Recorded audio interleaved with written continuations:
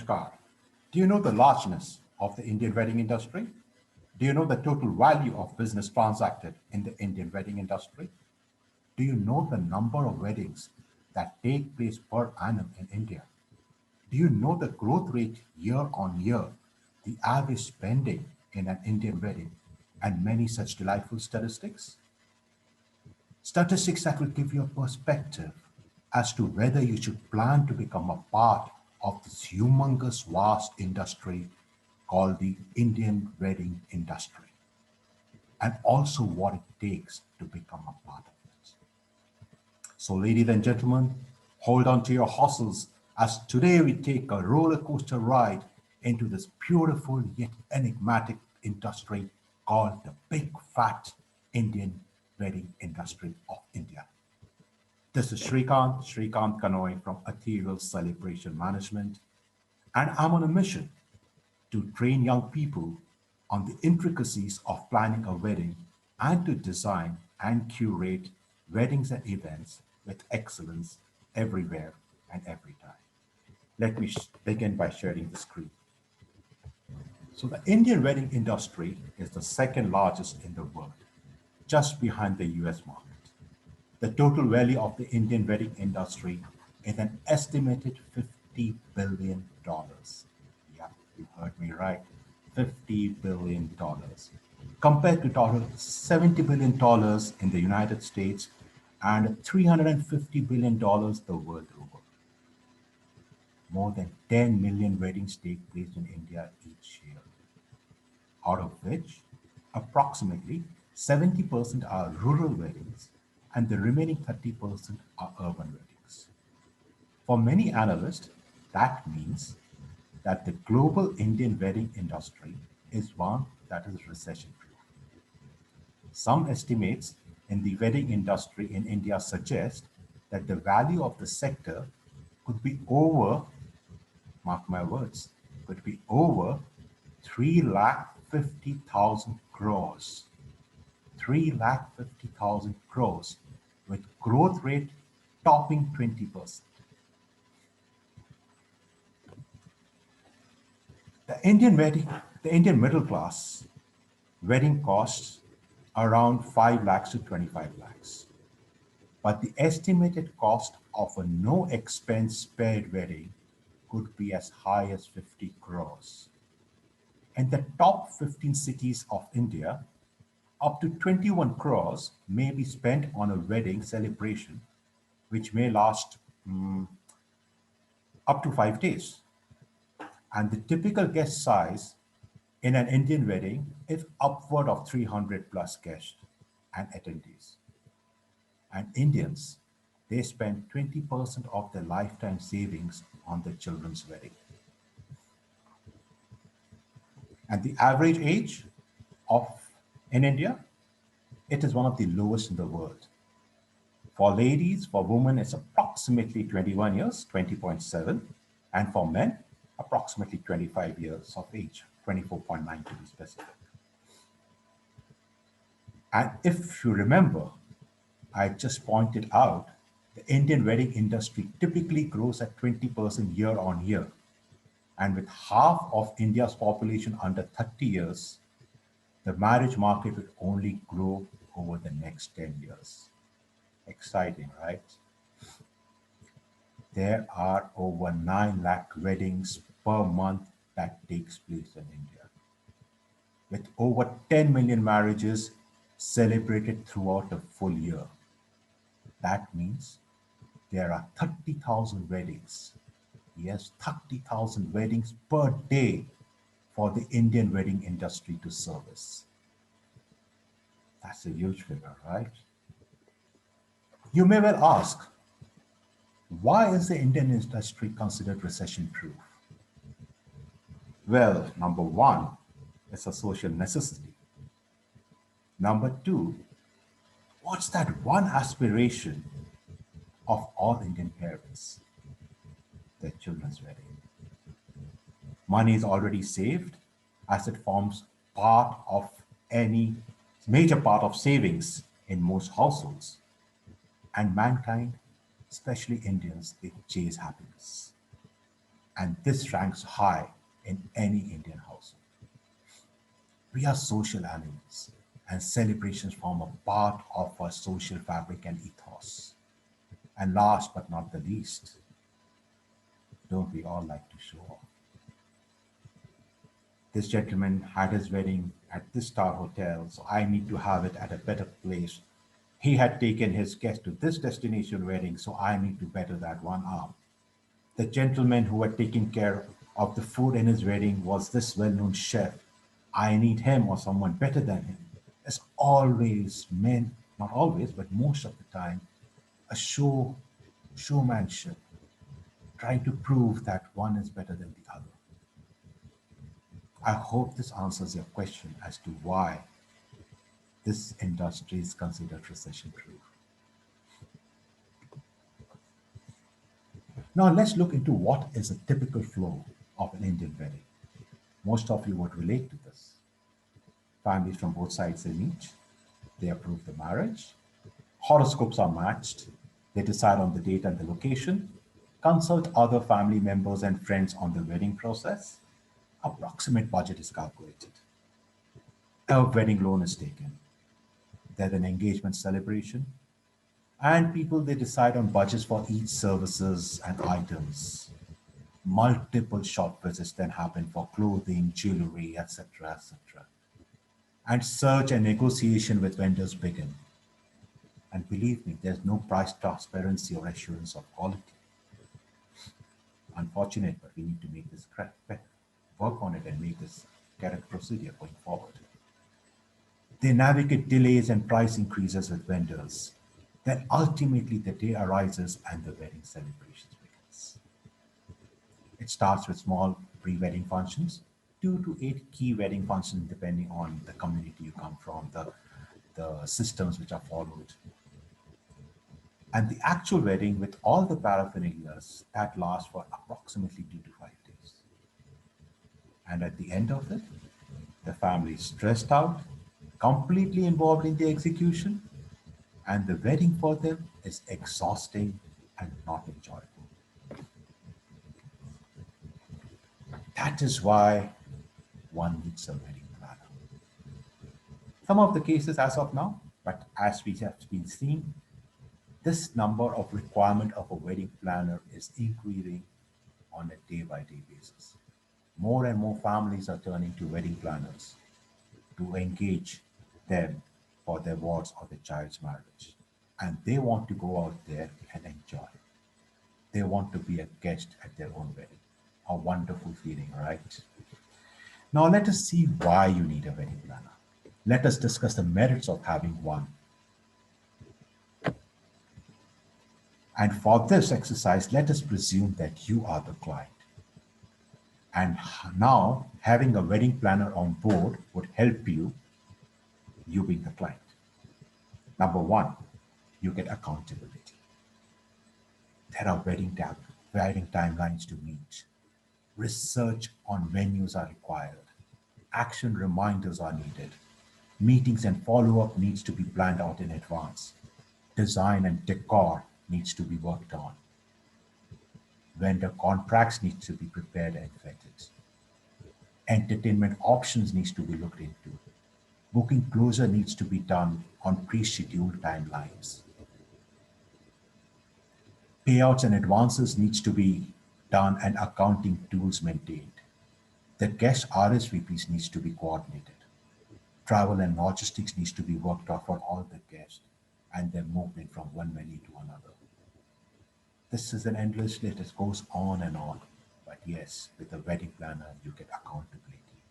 They manage this for you and they report to you on a day-to-day basis. Number two, you get help in budgeting. Wedding planners are ready reckoners. They come with a vast experience as this is their core area of expertise. This is what they have been doing day in and day out, year after year. They will sit down with you and help you with the comparative analysis. They know the industry standards. They help you plan the cash flow and the payouts. They work out the contract detailing and they are well aware of all the contingencies which may arise last minute, and they go well prepared for the same.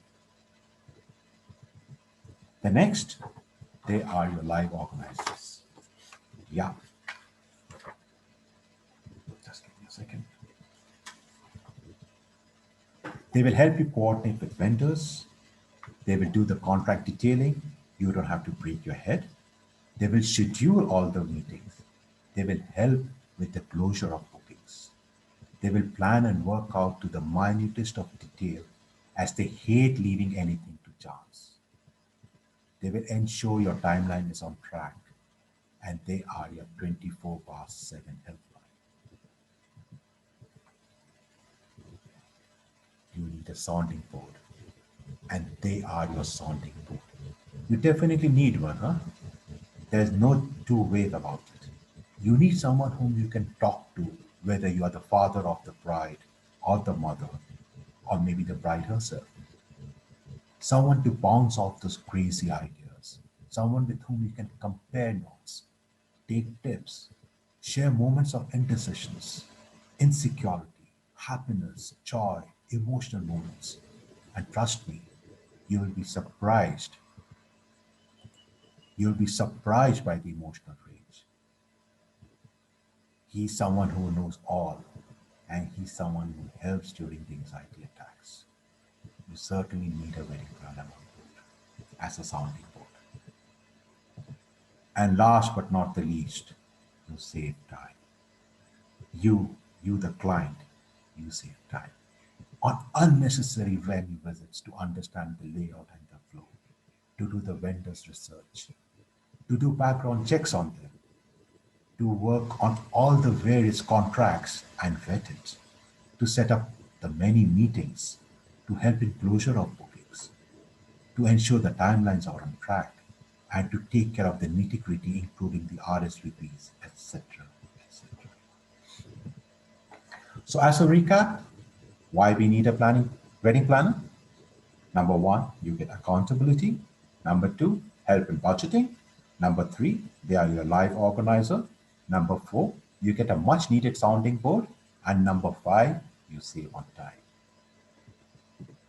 Because as Mr. Albert Einstein once said, plans are nothing, planning is everything. So then, are you ready to take on the role of a professional wedding planner? Are you? Let me take a test, a small test, and let's see how you score. I would request you all to take out a pen and paper. And for each question that I'm going to ask you, I want you to mark yourself from 1 to 10. Yeah, go ahead, take out a pen and paper, be ready, and my questions will start now. Ready? So here comes the first question. Number one, are you creative? Do you have creative ideas?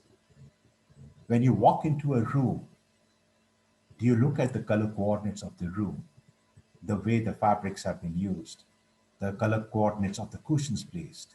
When you walk into a venue, do you find a table out of place? These are the certain aspects which you will realize whether you're noticing or not. Those are the creative ideas which you must need to have. Rank yourself between one, mark yourself between 1 and 10 on this creative aspect. Number two, do you like to be organized? Do you stick to timelines? If you do not stick to timelines, mark yourself 0.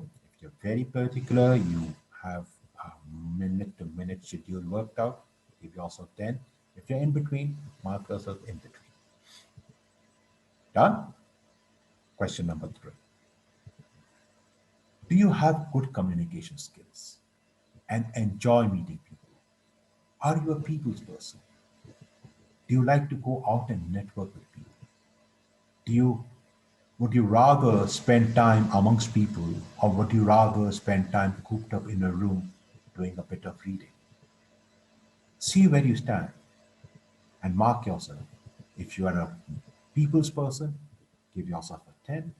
If you are an introvert and like to be within yourself, give yourself a 1. Go on, mark yourself 1 to 10. You know yourself better than I do. The next, Are you a person who can put in the hard work and long hours as and when the need arises? And at times, this can be on the trot, 4 to 5 days at a go. So see whether you are that lazy person or whether you are that hardworking person who will give it all yours. If you are in a position to work day in and day out, give yourself a 10. If you like to rest in between, take it as it comes. In between. Give yourself, mark yourself in between. And if you do not like to put in the hard, give yourself a 1 or a 2. And the last question, what's more important for you? Your happiness or your client's happiness? If it's your happiness, give yourself a 1. And if it's your client happiness which is predominant for you, give yourself a 10. And if it's there in between, give yourself a mark somewhere in between. You know, you need to see what is important for you. Everyone has their own way of looking at life, and you need to judge yourself and see where you position yourself with regard to this question. So, guys, the set of questions are over. 5 questions, 10 each, total 50. And let's see how you have scored. Total it, and you have the final score with you, right? So, here goes. If you have scored over 80%, that is 40 plus on 50, and dude, what are you waiting for? You were born for doing this. If you have scored between 60 and 80%, that is between 30 to 40 on a total of 50. Awesome. You can still do it. You can upskill and learn on the job. And if you have scored between 40 to 60%, that is between 20 to 30 on a total of 50, you may want to reconsider as you have to put in a lot of effort on training to make it to the top. Think about it. Think about it and take a call. And if you have scored below 40%, that is below 20 on a total of 50, I think you should look at another course and not this. This is my opinion, but then there are always exceptions to the rule. And maybe you will prove me wrong and I'll be the happiest person. Do let me know if you had scored below 40% and you made it to the top. It would be a good day for me, believe me. Now let us see, to start off as a wedding planner, what are the prerequisites? Number one, you need to acquire the training, the necessary training. Research online the courses or join educational programs facilitated by experts in this field. Consider joining institutes that offer certificates. Number two, join a wedding planner company as an intern or assistant. This I personally give a lot of emphasis on. This is where you will actually learn and get paid while you are learning on the job. You don't really need any qualification in wedding planning per se to assist someone. Though in today's time, with professional courses available, if you have one, it's always better. If I have two candidates and everything about them is the same, and someone is coming to me with a professional degree, that means he's already given his time and energy in understanding the theoretical intricacies which goes behind planning of a wedding. So obviously, if I have to compare an apple and an apple, I would choose a person who comes to me with the necessary training. The next point, what you really need is the mindset.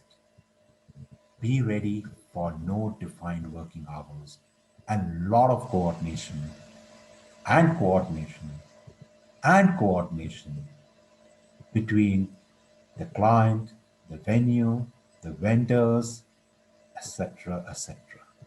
The event or wedding industry needs people who are sorted, well planned, organized, hospitable, calm, composed, and long sighted. And if you are one of them, or all of them, they need you. Learn the various aspects, learn the various aspects as you will be maintaining a business. And hence, you need to get acquainted in the various areas of marketing, finance, management, customer service, etc. They all are vital to run a business. Create a business plan. When you're confident that you have learned all the skills that you will need, make a business plan. This will assist you in deciding your objectives, target crowd, financial plans, etc. Firstly, you should decide on a business name for your company. When you pick the correct name, ensure it is accessible as a domain and business name in your district. Secondly, work on a logo for your brand. Making a special logo can be difficult to accomplish for a beginner, and you may need to approach a professional for the same. But do it, it's worth it. Thirdly, your business strategy. That should cover your company's information, the services it offers, its marketing plans, financial strategy. Utilize a free template if you don't have any idea where to begin. Just give me a second.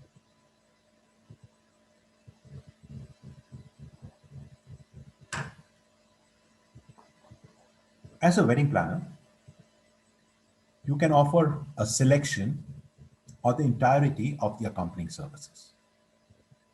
Complete wedding planning, where you'll have to plan the entirety of the wedding, which includes designing the concept and coordinating with vendors. The partial wedding planning. Generally, you'll only be hired to help with timelines and manage the wedding or certain aspects of the wedding. And the third, consulting. You'll be required to give recommendation on the event plans. The service charge normally gets higher as you get more involved with planning the wedding. In this manner, full wedding is obviously the costliest of the lot. Make certain to incorporate your service and pricing plans in your plan, business strategy. As your business grows, so will your plan. In the beginning phases, it's smarter to set out sensible goals for your independent venture. And when your business has expanded, change your plans as need be. Get your legals in place. When you're confident that you have learned all the skills that you will need, make a business plan. This will help you, sorry, get your legals in place. I'm sorry. Take care of all the legal documents to maintain your business. For this, consider recruiting a lawyer to counsel on a reasonable business structure. The structure you pick decides your expenses and the protection of your personal assets. When you have settled on a structure, register your business name with your state and local government bodies. Additionally, make sure to get business insurance in the event of catastrophes, mishaps, or some other risk. Remember to work on and prepare your customer's contract. By and large, the agreement incorporates terms for services, payments, cancellation, and termination charges, in addition to other things. The next is create your team of trusted vendors and merchants. Since you will be managing different vendors for your events, you ought to build up a professional relationship with these vendors, particularly the reputable ones. Search for merchants at online in online dictionaries, directories. These sites highlight a review system so you know which merchants are trustworthy. Get in touch with them. Set up a meeting and become acquainted with one another's business. Cooperating with trustworthy sellers can help you down the line, as your customer will recognize you for your proficiency in your field. Furthermore, when you keep up a decent connection with these merchants, they can recommend you to their clients if they need a wedding planner. Work on wedding concepts. As a newcomer, you most likely need good content for your portfolio. You can solve this problem by making some mock-up wedding setups to utilize as marketing material.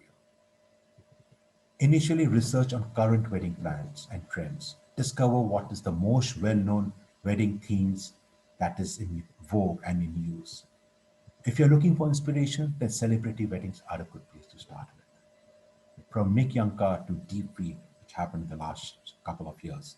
Their weddings have had the most beautiful venues and picturesque setups. On the off chance that your business centers around cultural weddings, search for such decorations. There are various sites available. You can go Google, Pinterest, many options. You just need to go online and search for them.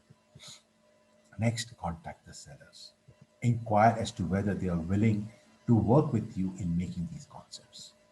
You will most likely need a merchant for flowers, decor, lighting. Additionally, always get a photographer to capture the whole arrangement. This will help you build your portfolio. And a portfolio built by you with your work will make you stand out when you approach a client. Try making a few mock wedding timelines for various events. This will enable potential clients to imagine their big day when they're deciding to hire you. The next point number 10 is promote your business. This is very important, undoubtedly.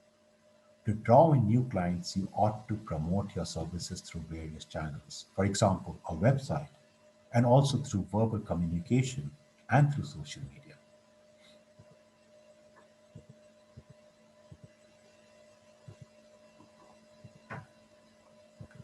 Websites, number one. Since a great many people use web engines to discover services, it's significant that your business has an online presence. Make it a point to add your business to platforms like Google My Business to amplify the likelihood of potential clients finding out about your brand. A site can likewise give business info to clients. At the point when you set up online advertisements on search engines or wedding marketplaces, connect them to your site where guests can become familiar with your services. Also, don't stress. Nowadays, making a site isn't difficult. Number two, promote use. Promote by using your friends, your connects, your relations.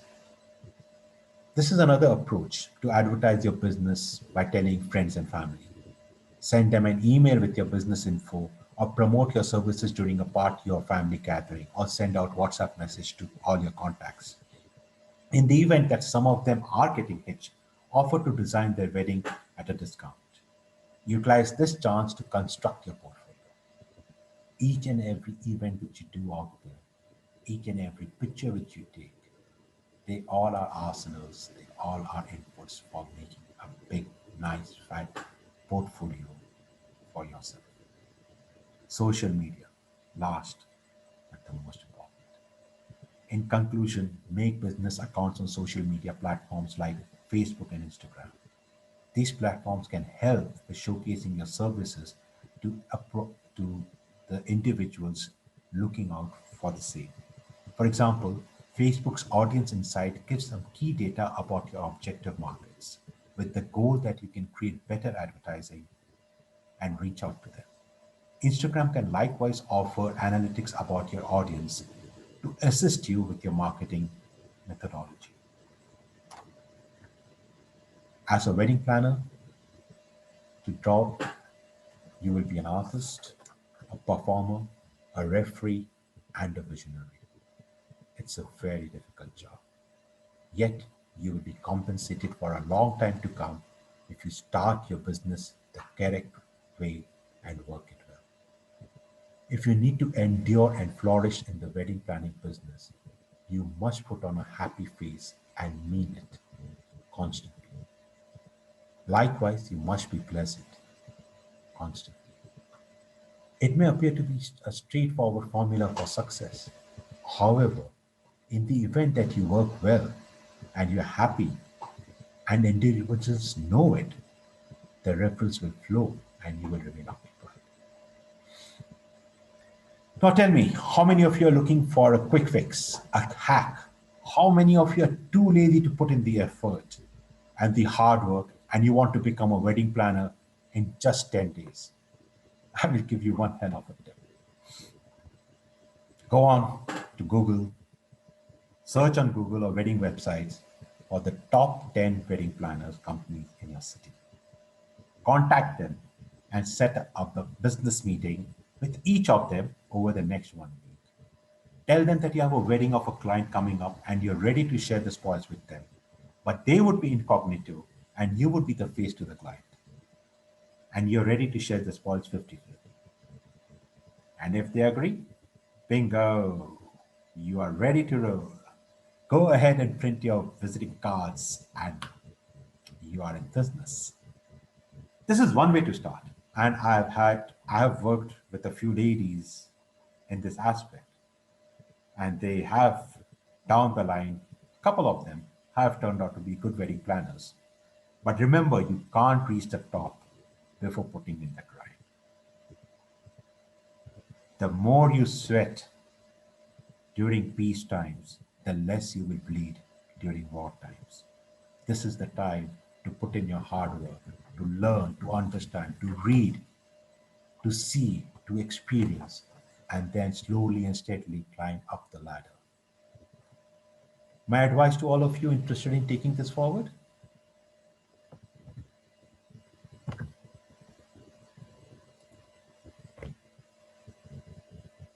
find out your goals.